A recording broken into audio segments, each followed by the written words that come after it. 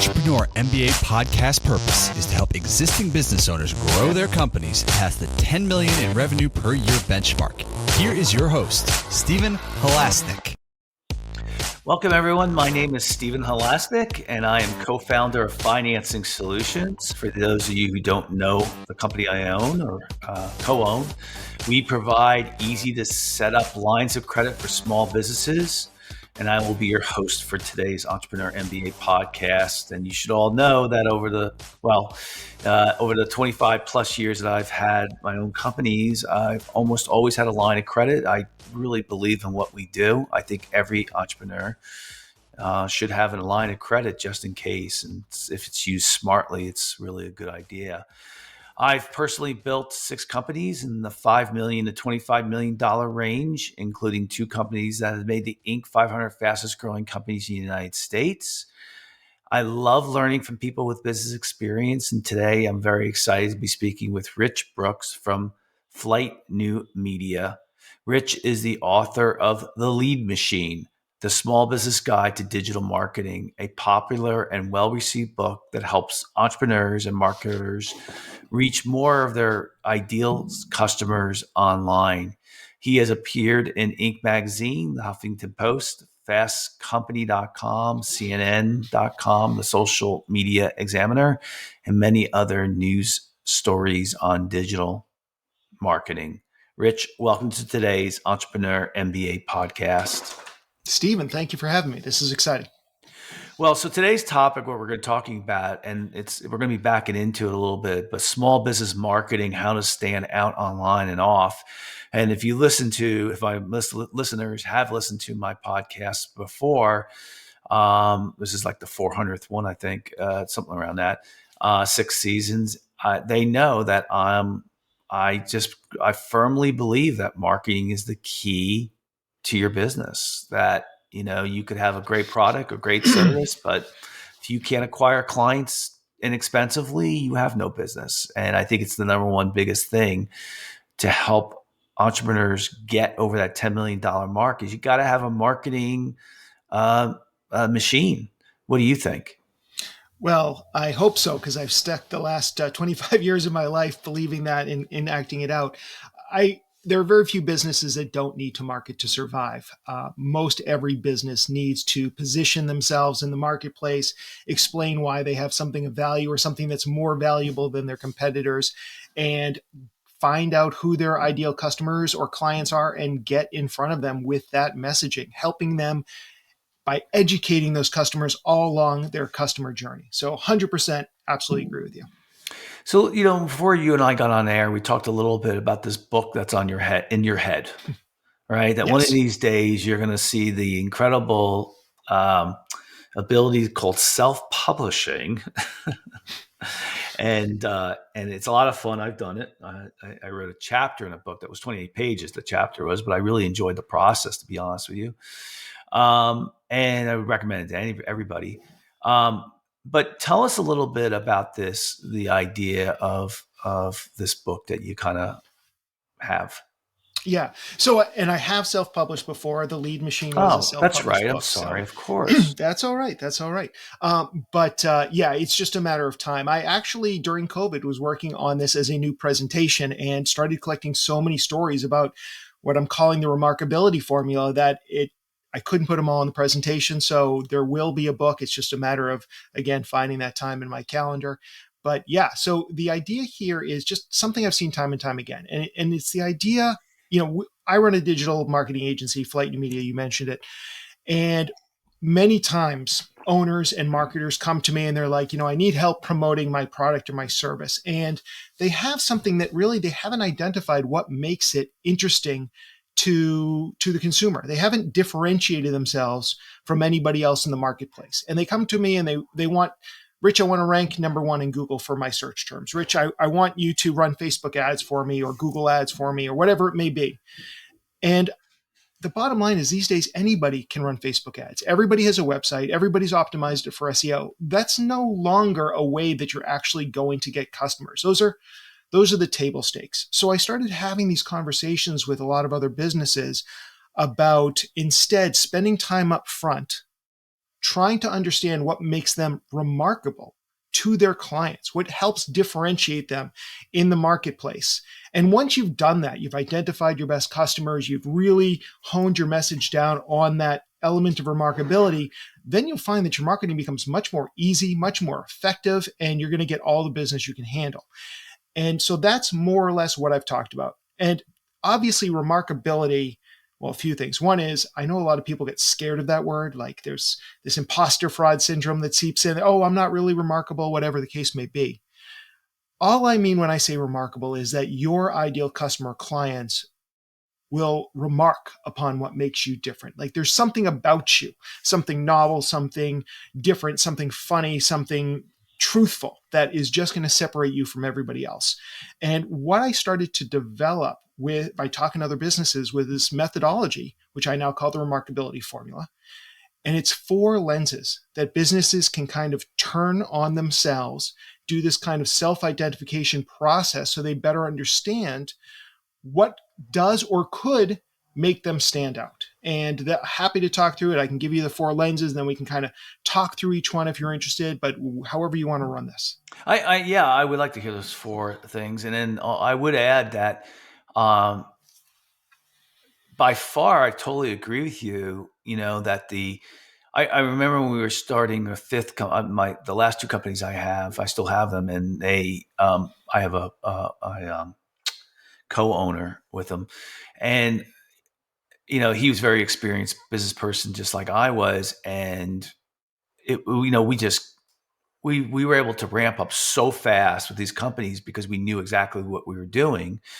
And one of the things, because I'm on the marketing side, was to say, what is going to be like, I've spent a lot of time saying, okay, what is going to be our special sauce? Right. What is going to make us different in the market? And that's not, I don't even like the word different.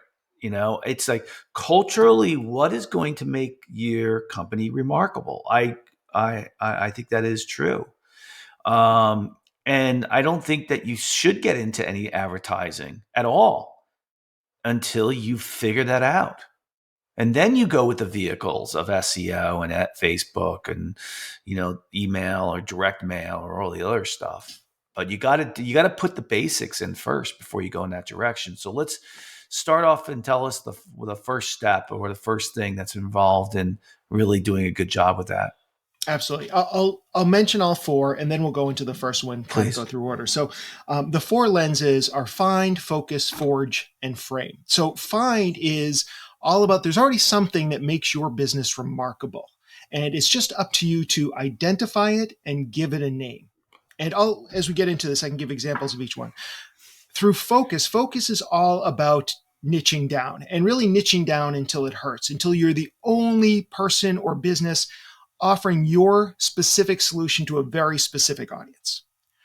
Through Forge, you create something that is outside of your main offering, something that isn't required, is extrinsic, but that is in alignment with your mission and values. And this is one that a lot of people have trouble wrapping their heads around, so I'll definitely explain that.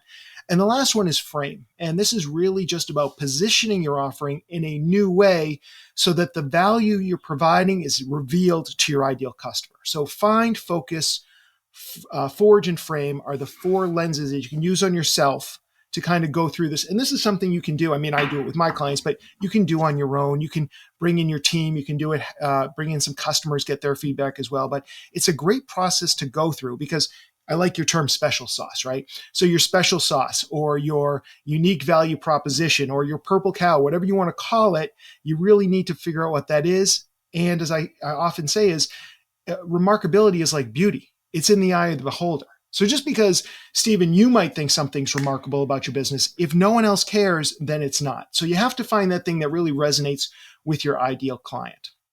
So let's start with find. And I always start there because it's the easiest to understand. If you've been in business for any length of time, and I know that your audience are all owners that have been in business for quite some time, so this should be an easy step for them, is just figuring out what it is that gets people to choose them instead of the competition. And if you're not sure, you have an entire survey group of current and past customers that you can ask. So you can just ask them why they chose you and why you stood out to them. And if you start hearing the same phrases over and over again, you know that those are going to be words that are ultimately going to go into your marketing communication. But as an example, when I bought my first house, I remember it was in dire need of a paint job. And, we started talking to people, and basically the feedback we got from other neighbors and homeowners was that the paint crew comes to your house. They're there for like a week or more. It feels like an eternity. They leave their stuff all over. They park on your lawn. And it's just an unpleasant experience to have to go through. And we had one guy, though, who said he could get the job done in 2 days. We're like, fantastic, let's do it. And the way he did it is he shows up with 20 guys on his crew, like 4 of those white van panel trucks pull up. They jump out of the truck. They grab their ladders. They throw them up the wall. And honestly, by the time the day was over, they had already finished the first coat of paint. I think they were singing sea shanties the entire time, but I might be misremembering that. I don't know. But they come back a couple days later. They do the same thing again. They finish it. And the whole thing took 2 working days. As you can imagine, all my neighbors took notice of all these people painting our house and how quickly it was done. That's remarkable. And it's a very difficult thing to replicate too. And that's another important aspect of the remarkability formula. If it's easy for somebody to steal an idea, they will. So you want to find something that's difficult to replicate. And especially in this job market, it would be very difficult to keep 20 painters on your salary, especially in Maine, which is such a seasonal business. So that was pretty remarkable. So that's like one example of find. And they could have been fishermen who are between gigs at the moment. That's could have been his niche, right? It could have been, although lobstermen, which are even bigger here in Portland, Maine, usually are working pretty hard year round. But yeah, there are definitely seasonal workers, but it's a tough thing to do. And it's tough to do that, but it's easy. If somebody sees a really good Facebook ad campaign from a competitor, all they need to do is replicate it. And suddenly that competitive advantage is gone. So as you think through your own remarkability, think about things that would be difficult for other people to steal from you. And that's just one example of find. It could also be in your pricing. It could be in your product. It could be in your delivery system. There's a million different ways that you might already be remarkable and just don't know it. And then it's identifying it and giving it a name. And that's what find is all about. So if that makes sense, we can jump over to focus. Yep. All right. Good. So focus is something Focus is the next one, right? Yeah. I know that all business people understand the importance of niching down, but rarely do we niche down enough. And this, especially, you've started 5 businesses already. So you know the importance of really starting with a very narrow niche, and then you can grow from that. But it's that act of really niching down, as my friend John Lee Dumas says, niching down until it hurts, where you literally, you're afraid almost that maybe there's not a big enough marketplace. You need to make sure there's a big enough marketplace, but it's about finding something about your own system and then maybe even reducing it. One example is there's an oil company. When I moved into my new home, I know a lot of home stories. When I moved into my new home, I needed to get oil delivery. And for those of you who are not in the East Coast of the US, most of us get our heat, or many of us get our heat from oil companies. They deliver oil into our houses. So the cheapest company out there, I called up and I looked on their delivery system, and we were like basically right on the line of where they agreed to deliver to. So I called them up. I asked them. They asked for my address. I told them, and they turned down my business. And I respected that, because what they've decided to do is they've kept their prices down by not having to lug all that oil around and keeping their gas prices, fuel prices, and everything else lower by really reducing their area. And even though, you could say, well, they could grow, they could do other things, this is how they chose to really focus down. And another example, I kind of blew this story by revealing it, but John Lee Dumas, when I first met him, we met on a New York City rooftop bar at a Blog World event way back in 2012. And we met through a mutual friend, and she said, you guys both are in Portland, Maine. You should get to know each other. And I said, John, what do you do? He's like, well, I just quit my job to become selling commercial real estate, to become a professional podcaster. This was 2012. I didn't even know there was a professional league back in 2012. So I'm sitting there going, okay, how long before this kid moves into his parents' garage? Obviously, Entrepreneurs on Fire became this huge, massive success for a podcast. He's living down in Puerto Rico with his beautiful mansion on the water. And when you talk to him, there's a lot of reasons why John was successful, but one of the reasons is he really niched down. Back when he started his podcast, most every podcast, especially business podcasts, were every 7 days, once a week. He decided to do a daily podcast. And at the time, this was unheard of. He was in a mastermind with some of the biggest podcasting names at the time, and they all told him he was crazy. But he knew that there was an audience out there that wanted daily inspiration. And so he set up his daily podcast, and he became really good at it. And because he was doing it every day, every time a journalist went to interview somebody and they did a Google search, they found John. And through all that press, he started getting bigger name guests, he started getting sponsors, and he started blowing up his business. And all by niching down to serve a smaller audience of podcast listeners who wanted a daily podcast. Because most people only wanted a weekly podcast, and they were going to burn out from this. But it's about going, like they say, the riches are in the niches. So that's just one example of how focus could work for your business. Yeah, I've noticed it too. The better, more experienced business owners, they say no quite a bit, and and I think the least experienced business owners will think that they can do anything or everything. They think yes is a better answer than a no, and I would tell you no is a better answer than a yes. It takes a while to get to that point, though. Well, it does, because unfortunately, when you're starting a business, there are times when that takes experience. I don't mean experience as an entrepreneur. I mean experience in your industry too. You have to be really, really paying attention, asking the right questions of people about, why they became customers of yours. Did you, if you have to be honest with yourself, are you doing a good job delivering what you're delivering to the customers? Are you spread out too thin? That's all very, very important stuff. And it doesn't, sometimes you can start off your business with saying, okay, this is exactly what we're going to do. And I think, again, when I started my businesses later on too, I actually did that a good job with that at a very young, my very first company. I always did a good job of staying very narrow. I was very reluctant to go outside of that because I just didn't like the unfocusedness of it. It just Absolutely. wasn't my personality.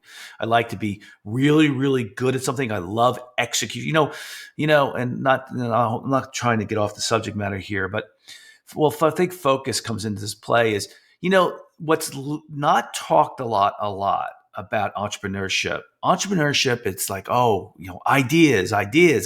Okay. When you start the company, you already had your idea.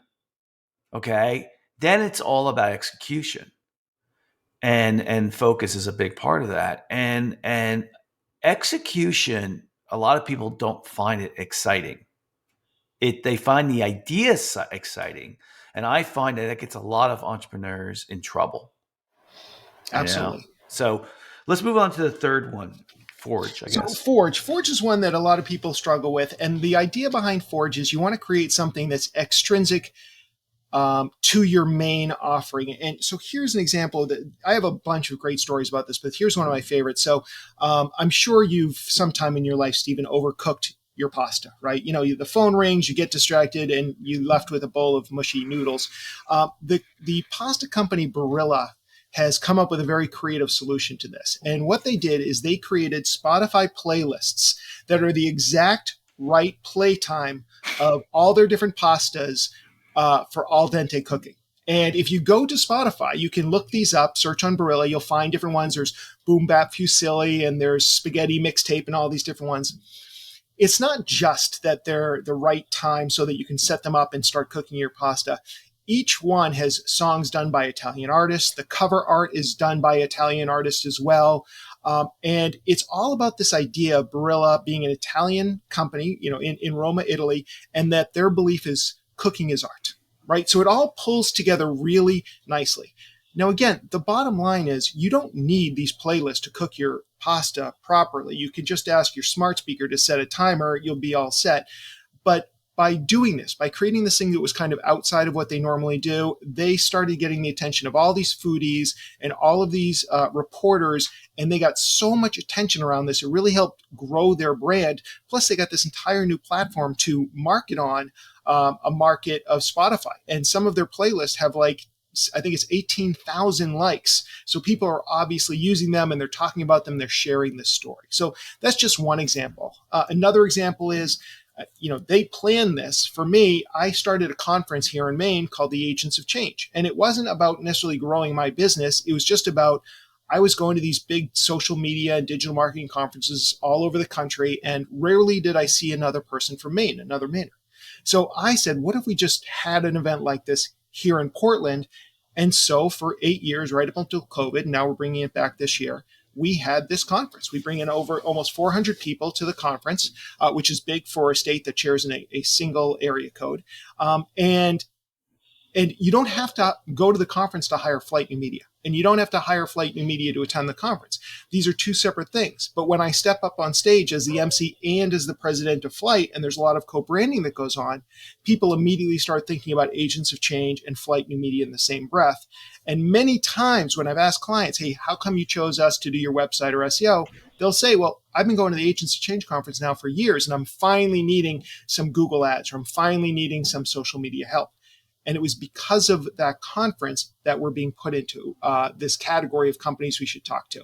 And again, it's a lot of work to put on a conference. It's very easy to do an Instagram post. So find those things, not just that make you stand out, but also are going to be difficult for your competitors to go head to head with you on. Yeah, it's all good stuff. I agree. I think sometimes this, I remember when I thought about starting this podcast 6 years ago, I said, what, I'll never know if it's going to work out until I try it, and and where it's going to go. And it wasn't really that hard to do and not that expensive. So, I've been doing it for a while. It's actually, I do 2 podcasts. So forge ahead, right? I think it's good, but you got to be careful too, because I know we're contradicting ourselves a little bit when it says focus, but also I think you have to experiment a little bit as well, right? You do, but you can still be serving a very small audience in focus and creating, whether it's an event or a scholarship, or Ben & Jerry's created an ice cream flavor specifically to back up their value. So there are things that you can do that are in alignment with your mission and vision, but still allow you to focus on that very small niche of customers who will become raving fans. Yeah, I agree with that. And I like that term too, raving fans. Good. All right. And well, last one is... Yeah, let's wrap it up with frame. Yeah, so frame is just the idea of kind of positioning what you're already doing. So it's not too dissimilar from Fine, but sometimes it's about positioning in a new way. And, Red Bull's a good example of this. Red Bull, when they came to market, they could have just been another soda, and they undoubtedly would have been crushed by Coke and Pepsi. But instead, they serve it up in a can that's half as big. They charge twice as much, and they promote this one ingredient that they have that the other two didn't have, taurine. And they were basically the original energy drink. Well, fast forward to today, and they own 46% of the energy drink market, with products from Coke and Pepsi following behind them. And I made $6 billion in international sales. And this was all about reframing the conversation. We're not a sugary drink, we're an energy drink. And you don't have to be a global company to make this work. There's a book called The Introvert's Edge by Matthew Pollard, and he talks about sales from an introvert standpoint, but he also talks about some of his later work where he was doing coaching. And he tells a story about this woman named Wendy Huang. And Wendy was a woman out in California teaching people how to speak Mandarin. And business was great until all these inexpensive upstarts started popping up, charging much less than she did. And then things like Fiverr started appearing, and people from China could charge, just $5 to compete with her. And she was losing her market share. She was losing her business. And he sat down with her and he went through all of her clients, and he noticed that there were a couple of clients there that were actually business people who were being relocated to mainland China. And he talked to her about it. And it turned out that not only was she teaching them Mandarin, but she was also teaching them business etiquette tips, how to work better with Chinese business people. Wow. She was also working with their spouses and children to help them acclimate to this new world that they were going to be part of. It's very expensive to move Americans overseas to work in China. So if it doesn't work out, that's a huge loss. He got her to refocus her attention just on these people, and also to rebrand herself, because he said to her, you're not helping people learn Mandarin, you're teaching them to be successful in China. And from then on out, she became the China success coach. No longer was she competing with any of these people who were just teaching Mandarin. She was teaching people, business people, how to succeed in China. And that made all the difference to her bottom line. Was her business failing at the time? It sounded like, from what's in the book, because I didn't interview Wendy directly, it sounded like her margins were shrinking, her business was going away, and she was laying people off. So it really did feel like it was circling the drain before he helped her identify this niche that she had already been serving, but she wasn't positioning it in a way that really showed its value to anybody else. Yeah, I've been there. It's hard to sometimes figure out. That's why sometimes, honestly, a consultant's really helpful, because they can see things that you've been looking at forever, and you can't see it, but they can. Absolutely. And there's no sacred cows for them. So you may have something that really worked for you well 5-10 years ago, and you've never been able to let go of it. And they'll come in and tell you, you got to drop it because this is no longer serving the market. Yeah, I had one company that was like that. The company did really, really well, but I knew it had a limited time. I knew we had a runway because of something that was going on, a trend that was going on. And I never could figure out what else to do with the business. And it was a great business for 10 years. And then I still couldn't think of what else to do with it.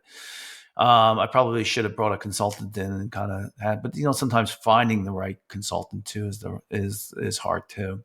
Absolutely. So, let me ask you, you've been doing this for how many years now? 25 years. 25 years. This year, yeah.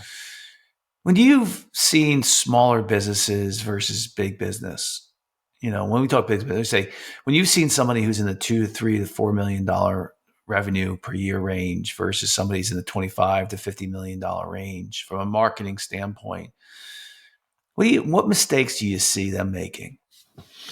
One of the biggest mistakes I see, and I still see it to this day, is that when businesses are at that size, many of them still try and kind of what you were just saying, try and keep everything in-house. Like they want to grow their company from the inside out, which is not a bad idea. Don't get me wrong. I think it's great to bring people up through the ranks, but they're so afraid, owners sometimes are so afraid that no one else can do it the way that they can do it, that nothing can be delegated, nothing can be outsourced. And owners become this bottleneck to their own success. And I made that mistake myself. I don't know if you ever did, but after a while, you realize that you're the person getting in your own way. And whether it means that you need to hire an outside digital agency or an outside PR firm or an outside accounting firm, or you need to delegate more of what's on your plate down to the people who work for you, that's like a critical growth point. And it's really hard to get past a certain point in your entrepreneurial journey if you're not willing to let go of certain things that you do every day. Yeah, I see it all the time. I agree with you. I've said it in past podcasts that I'm not afraid to have somebody else. I don't care who's doing it as long as we win. And also, I don't think I don't know. I've been fine with not having control of everything. But I like to focus on what I want to focus in on. What I feel is my strength. But I've said this before, and I'll say it again. If you expect to get over $10 million and you're not willing to let go, you're not going to do it. You're just not going to do it. And like I said on the last podcast I did, someone could point to someone like Steve Jobs and say, well, Steve Jobs did it, right? But my opinion is I've met a lot of business owners, hundreds, and the ones that say that they are control freaks, they don't grow very much. They really don't. No, and I don't know that Steve Jobs, who I admire quite a bit, being a Mac guy, had the happiest of lives. Terrible. At the end of the day, I want to live a good life, and I want to run a company. Yeah, he was a terrible manager. People hated him. He treated people like shit. I'm just, listen, I agree with you. Here's your choice, Rich. You can be as wealthy as Steve Jobs, but everybody hates you. And or you can be, I don't know, maybe a little bit more wealthier than you are now and, have a good quality of life. What do you want? Well, part of the reason I moved to Maine is because I wanted quality of life. So Gotcha. Obviously I'm going to be in the second category.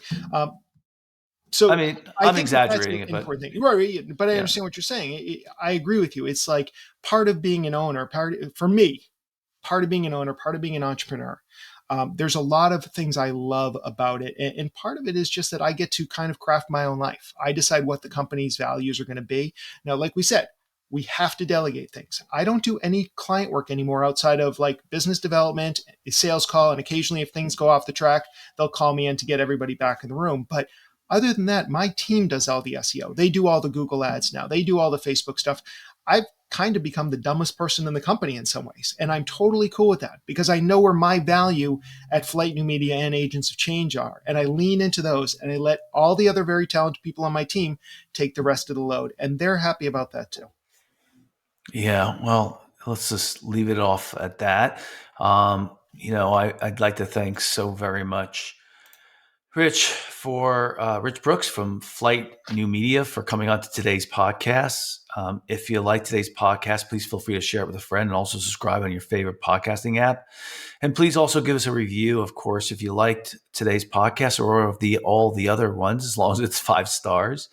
It helps us get the word out. And if you're looking for a line of credit, please visit our website at fscreditline.com. Again, that's FS as in Financing Solutions, creditline.com. Rich, if anyone wants to get in touch with you, how would they go about doing that? Well, if they like podcasts, and I'm guessing they do, they can always check out the Agents of Change podcast. That's my podcast all about digital marketing. And if they want to connect with me personally, I am the Rich Brooks on just about every social media platform, but LinkedIn is where you get the fastest response. Yeah, so I think the thing that, our summary for today was, the 4 steps that Rich talked about: find, focus, forge, and what's the last one? Frame. Frame. That's right. I couldn't read my own handwriting. And, I love methodologies like this. It really keeps you focused and it helps you kind of go through these things. I find them to be very, very effective. So hopefully who's ever listening today is going to maybe take some time, go grab a cup of coffee, sit down for an hour. I used to do it every Friday. I work on my strategic work every Friday for 2 hours, go to a coffee shop. I loved it. Got out of the office and started working on this stuff. I like what Rich's methodology says. So everybody have a fantastic day. Enjoy yourselves. Part of being an entrepreneur is being able to work on whatever you want to work on.